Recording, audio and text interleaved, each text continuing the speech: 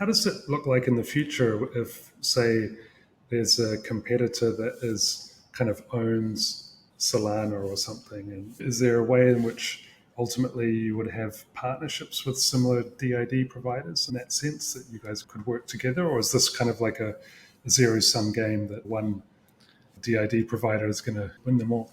Yeah, that's a very good question, and also one I break my head about often.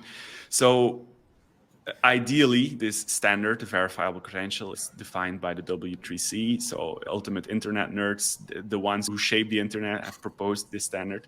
And we love that. I think everybody loves it. Ideally, we should all be able to read each other's credential. Ideally, it should be an interoperable standard, so I can talk with our colleagues killed within the Polkadot ecosystem, that we can talk with Disco, that we can talk with any of the major players who are adopting this credential standard. That's an ideal scenario. But at the same time, you also see strategies that are going towards lock-in of certain ecosystems or our users, because every credential is slightly different.